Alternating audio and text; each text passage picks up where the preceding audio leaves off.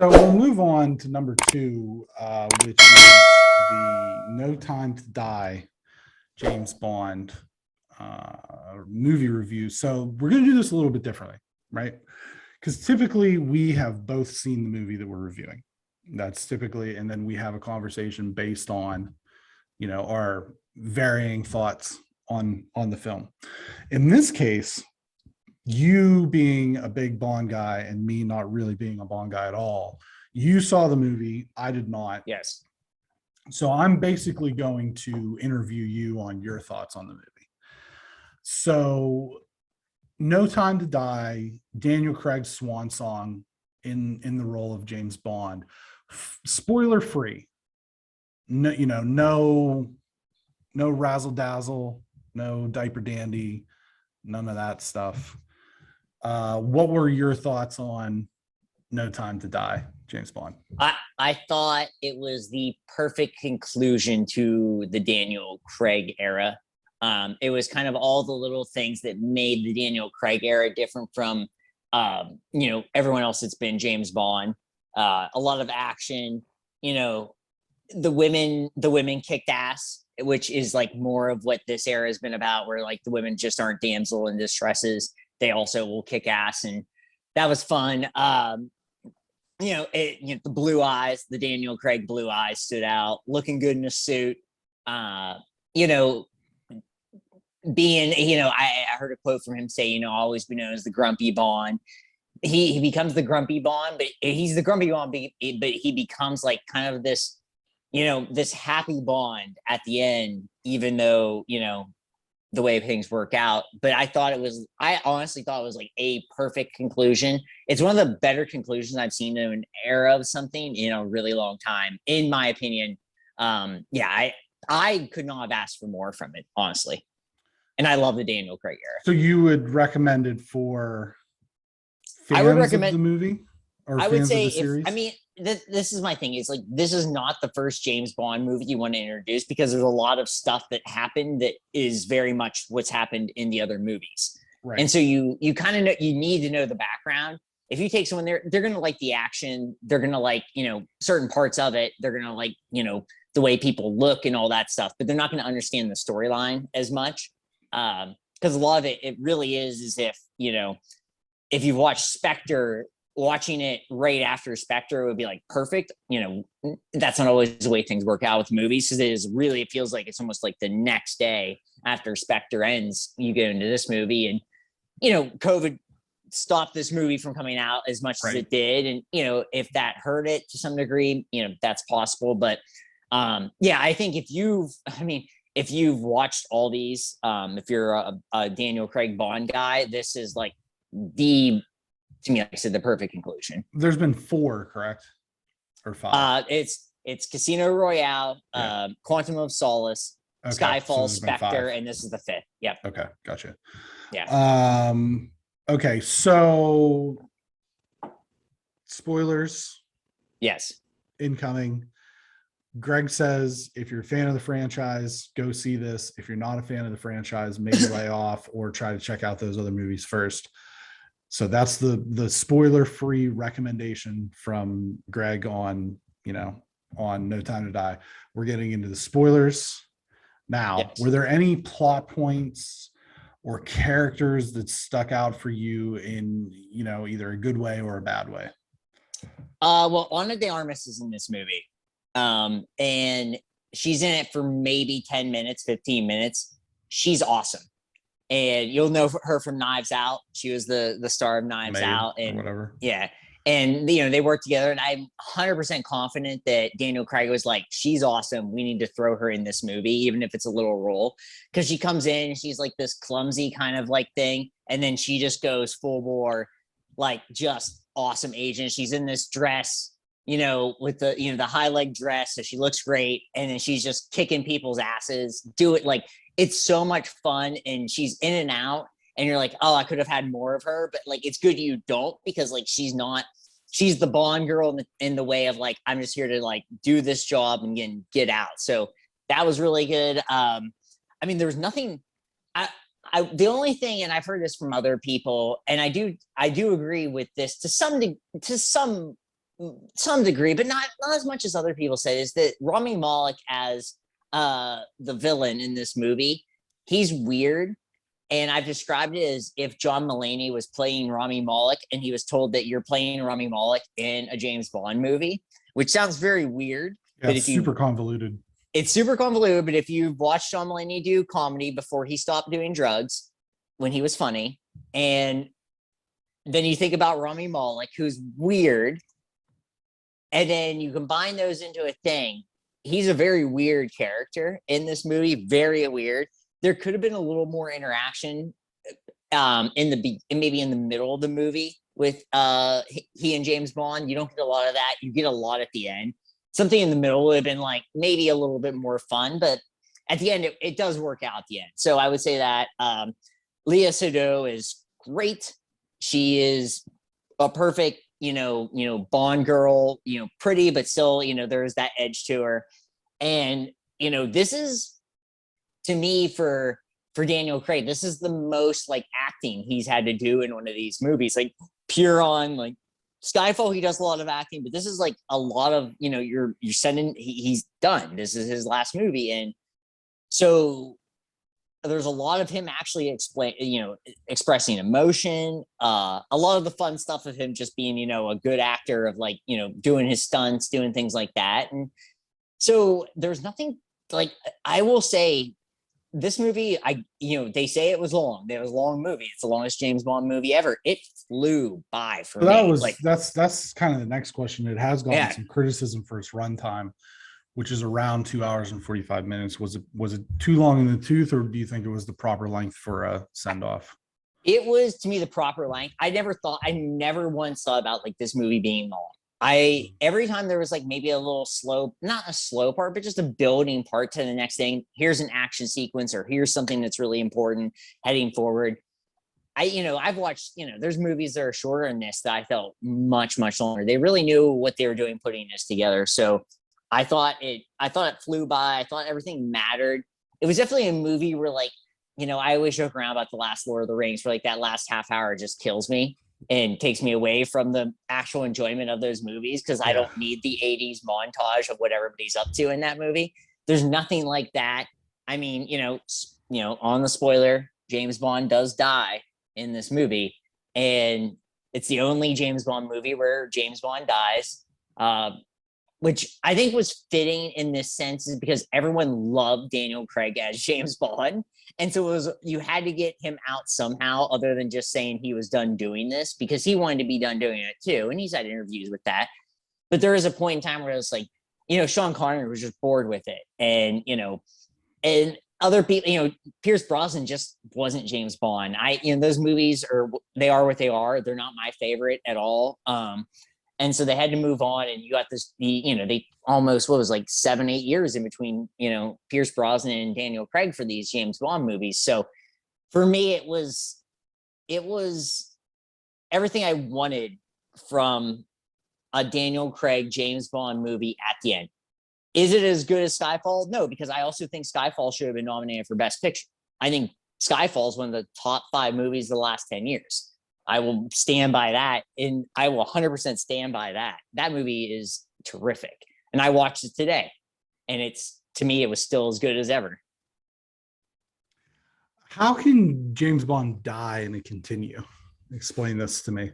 Well, there's always been this theory about James Bond, is that isn't his real name. Okay. And that's just the name they give to 007. Yeah, that's what I mean, is even though 007 takes over, 007 takes over in this movie, there's also that kind of thing.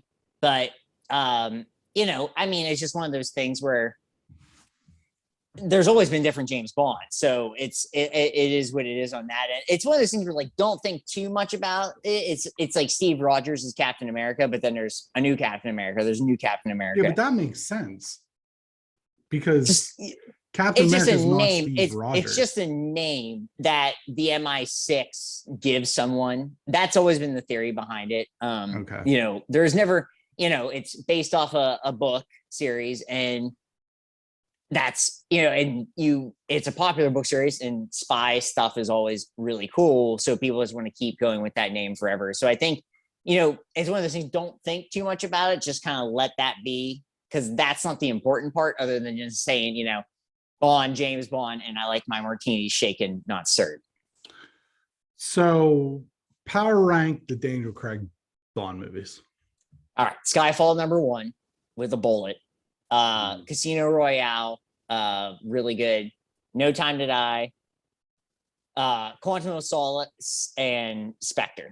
In the actual rankings of like how good the movie is, I've seen Quantum of Solace probably 25 times. I love that movie. It is batshit crazy. If you just want to watch a ridiculous movie with a ton of action and not a lot of plot, and you just want to like have escapism, to me, it's the most perfect of that kind of movie. The plot lines are very loose, but you got Daniel Craig just literally kicking ass because he's pissed off. And he even did an interview where he's like, making this movie was a shit show. And I love it. I love every second of it. But it's my fourth favorite. Spectre is okay. It was just, I think a lot of problems with Spectre that I agree with and other people agree with is that it almost gets too broad. And so that's probably why it's my fifth one. And somebody had to be 5, or some movie had to be 5. That's just the issue. I think all of these are really, really good. So I've seen Skyfall. It's the only Bond movie I've ever actually seen the whole way through. Mm-hmm. And it was fine. But to say that it was one of the top 5 movies of the last 10 years to me is preposterous. And you've said some humdingers on this show. I remember leaving the theater going, this has to be nominated for an Academy, like, because it's so well done. I mean, it is the perfect spy movie. Yeah, like I said, that's the only one that I can speak authoritatively on, and I profoundly disagree with you. I would challenge you to go back and watch it and just take it in for a spy movie. It's always like what I say about The Winter Soldier. Take that in as not a Marvel movie. But that's the thing is, if you want to say that it's one of the best, if you want to say it's the best spy movie of the last 10 years, I need to go back. I need to go back and look at the 5 movies of the last 10 years is. I think that's pretty easy to say. There hasn't been that many good movies in the past 10 years. Yeah, there's been at least 5 better than Skyfall. None of the best picture movies were better in the past 10 years. All right, now I can 100% say that. Because you can throw Green Book and you can throw The Shape of Water just completely out the window. So there's 2 out of there. It's a really good movie. And it's usually ranked #1 by everyone on Bond movies, which is a lot of movies, a lot of really good movies, a lot of not bad movies, a lot of weird movies, and then like 2 bad movies. Okay, I'm pulling the winners up from the last 10 years. Well, I would say just okay. Of best pictures. I mean, best picture is so dumb because Crash is one best picture and Shape of Water and Titanic are best picture, and none of those movies are good. So I would just say pick the year that it could have been nominated, and then it should have been in the top 10. I'm not saying it should have won best picture, but it was definitely should have been nominated. I don't need. All right, this is too convoluted, so I'm not going to do that. I'm just going to disagree. I'm just going to carte blanche. I'm just going to disagree with you. You can disagree, but that's fine to disagree. It's fun to disagree. Yeah, it's fine to disagree. No, it's fun to disagree. It's also fine. I can think of 5 Marvel movies better than Skyfall, like off the rip. I can't think of 5. I can think of at least. Yeah, I definitely. I can think of 3 better than Skyfall. I can think of 5. Okay. So that's just me, and that's not including, The Dark Knight. Dark Knight's not in the last 10 years. What year was Dark Knight? I thought it was like 2009. 10. Oh, okay. That's also not in the past 10 years. Dark Knight Rises. Interstellar, not better. Yeah, good, definitely better. Definitely better. Who would you like to see take over as Bond from Daniel Craig? We'll just move on. We'll agree to disagree. I've heard a bunch of different people. Tom Hardy is my guy. Because I have 2 things with Bond. Is A, you got to be tough, and B, you got to look like you've seen some shit. And you can't have somebody that's clean shaven and, you know, hasn't lifted weights. You got to have somebody that looks like, because the whole Bond storyline is like, this guy's been through it. Every time you're actually meet Bond, this guy's already been through a lot of shit. And so Tom Hardy is my number one with a bullet. My hopeful storyline is that Tom Hardy does this for 5 to 7 years, and then that leads to Robert Pattinson post Batman taking over the realm for another 5. Yeah, Robert Pattinson. Is he? Yeah, he's very British. I thought he was from the Pacific Northwest. No, he's very British. So that's my 10 to 14 year plan for Bond is Tom Hardy to Robert Pattinson. I think that Bond should be Rupert Grint, who played Ron Weasley in the Harry Potter movies. And he's just oh my god, that'd be the worst thing ever. Yeah, just run it straight into the ground. No, I'm kidding. I think they're really going to push for either a person of color or a woman to be the character. If it's a woman, that doesn't sell. Like if you want to go with Idris Elba or something, that's fine with me. But a person, that's just not going to work. It will not work. Idris Elba is a strong choice. He's a strong choice, but he's kind of like backed out of it recently for different reasons. So, you know, you know, I mean, there's a certain thing like Batman is going to be a man. Superman's going to be a man. You know, Spider-Man's going to be a man in movies. Like James Bond is going to be, I'm sorry if this sounds weird or sexist. It's like, that's just the way the world works. If you want to make a spy thriller with a woman as a star, that's awesome. I'm down. I'm here for it because I love a spy thriller. But James Bond is James Bond. And like I said, I hope it's Tom Hardy because I think that would be great. I think he would be a different kind of thing because he's, you know, Tom Hardy, who is a good actor and like has done stuff where he's actually like talks and things like that. But this could be a thing where he doesn't like a lot of more of emotion, facial things. We know he's funny now from doing Venom. He can do things like that. My concern would be if that like carries forward, because once you're Bond, you're kind of Bond. You can do a few things in between, but you are Bond. Yeah, but Tom Hardy is gonna have to give up, like you said, 5 to 7 years or more. Wish I was British. I was just say one of the most disappointing days in my life is when I realized that you had to be born in England and be an English heritage to be in the MI6. That was sad to me because I have loved James Bond since I was like 7 or 8 years old. And when I realized to be in the MI6, you had to be of being born in Britain. And I mean, I have like some British heritage, but to be born in Britain, that was a very sad day for me. So I will just say that because I really wanted to be a spy since I was a very young child. You can still be a spy, but not like a cool MI6 spy. I want to be a cool MI6 spy. I still actually, now I'm too dumb. Like they recruit you out of like freaking MIT or something like that. I also found out like to be in the CIA, like you don't apply to be a spy. Ooh, that's a fun little thing. They recruit you out of like MIT. It was just like, I'm not that smart. No, it's like, whoa. I would love to be a spy though. I think that'd be so much fun. I'm convinced that my friend Sean, you know him, Sean Birdie. Sean Birdie? I'm convinced he might be a spy. Guess what? He lives in Washington. He's grizzled. Wears a lot of turtlenecks. He can be unaccounted for months at a time. I haven't seen Sean in a really long time. Last time I saw him was at your wedding. Right. And we just kept buying each other drinks the entire night. Did he have a suit on? I also had a suit on. Yeah, but did he have a suit on? He did have a suit. Guess what he had on the following morning? Turtleneck. No Time to Die won the domestic box office. I had a hat. 56 million and surpassed 300 million globally. Venom 2 came in second with 32 million. The latest Bond film and the last Daniel Craig era cost close to 250 million before marketing and has a nearly 3-hour runtime. The film is yet to open in China, which could bolster its payday. However, executives were disappointed with the opening numbers. The film will have a few weeks to breathe, with Dune set to open October 22nd in the US and on HBO Max, and Marvel's The Eternals opening November 5th. So I'm surprised that it had that. Yeah, we went to the theater. That was the most packed theater we've been in through all Really? this. And yeah, Really? Yep. That's crazy.